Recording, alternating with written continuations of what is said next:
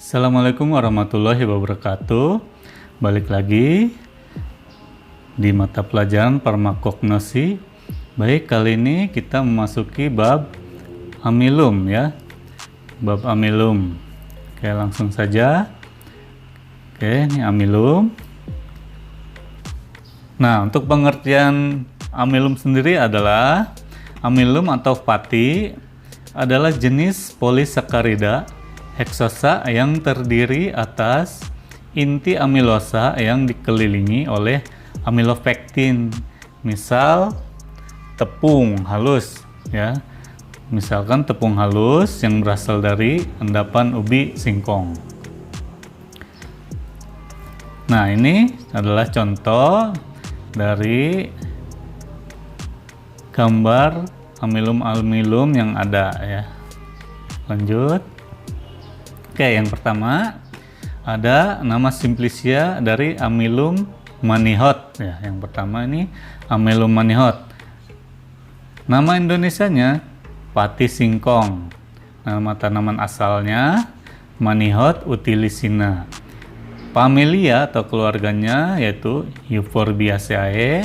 Kandungan atau isinya amilosa dan amilopektin.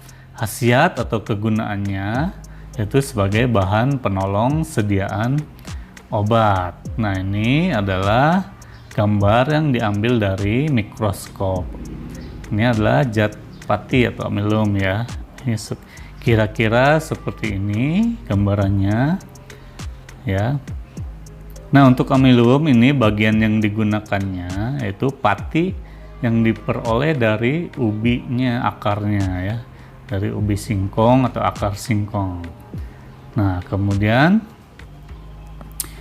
amilum ini disimpan dalam wadah harus yang tertutup baik.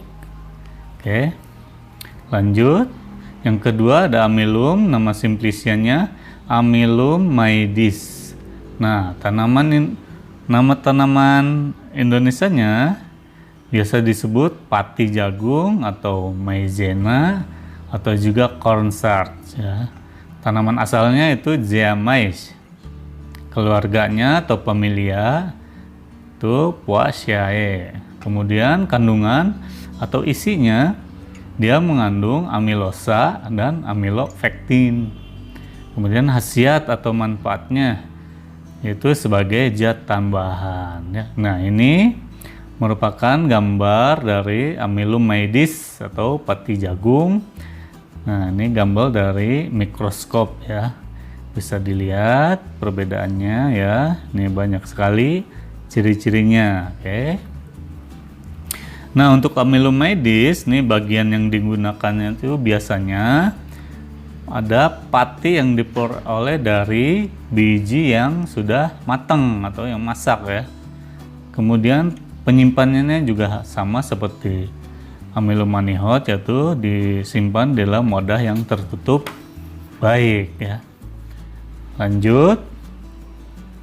Nah, yang ketiga ada simplicia amilum oryzae ya. Amilum oryzae. Nah, nama Indonesianya biasa disebut pati beras. Tanaman asalnya Oryzae sativa. Familia atau keluarganya Poaceae. Kandungan atau isinya dia pati beras ini mengandung amilosa, amilopektin, air, dan abu. Kemudian khasiat atau manfaatnya pati beras berguna sebagai bahan penolong sediaan obat ya. Sediaan obat tuh banyak sekali ya, misalkan dari tablet atau kapsul ya. Nah, ini contoh gambar yang sudah diambil menggunakan mikroskop. Bisa dilihat teman-teman ya, secara detailnya. Nah, amilum oryza bagian yang digunakannya itu pati yang diperoleh dari bijinya, dari biji beras ya.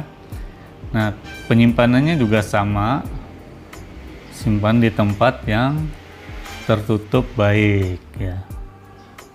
Oke, lanjut. Amilum solani ya. Amilum solani. Nah, nama Indonesianya biasa disebut pati kentang. Nah, untuk tanaman asal Solanum tuberosum ya, Solanum tuberosum.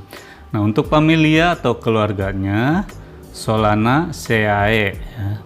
Kandungan atau isinya pati kentang ini mengandung amilosa dan amilopektin. Untuk khasiat atau kegunaan, pati kentang ini berkhasiat sebagai bahan penolong sediaan obat juga, sama ya seperti Amylum oryza. Nah, kemudian ini adalah gambar contoh dari Amylum pati kentang nih. Dia spesifikasinya seperti ini ya, bisa dilihat teman-teman ya. Terus untuk Amylum solani, bagian yang digunakannya adalah pati yang diperoleh dari umbi juga, sama ya, dia pati kentang itu termasuk umbi-umbian. Nah, untuk penyimpanan sama ya, dalam wadah tertutup ya. Kemudian lanjut, yang terakhir itu ada Amylum tritici ya, Simplicia terakhir Amylum tritici. Nah, nama Indonesianya yaitu pati gandum atau pati terigu. Tanaman asalnya Triticum vulgare. Kemudian familia atau keluarganya Poaceae. Kandungan ataupun isinya, pati gandum ini mengandung amilosa, amilopektin, air, dan abu. Nah, untuk khasiat dan manfaatnya, pati gandum ini berkhasiat sebagai bahan penolong sediaan obat juga, sama ya. Kemudian ini adalah gambaran dari mikroskop ya, ini ada detailnya seperti ini teman-teman. Kemudian bagian yang digunakan dari Amylum tritici ini yaitu pati yang diperoleh dari buahnya ya, jelas ya, dari buah gandum. Terus penyimpanan dalam wadah tertutup baik ya. Oke teman-teman, sekian untuk materi farmakognosi bab Amylum. Semoga mudah dipahami ya. Assalamualaikum warahmatullahi wabarakatuh.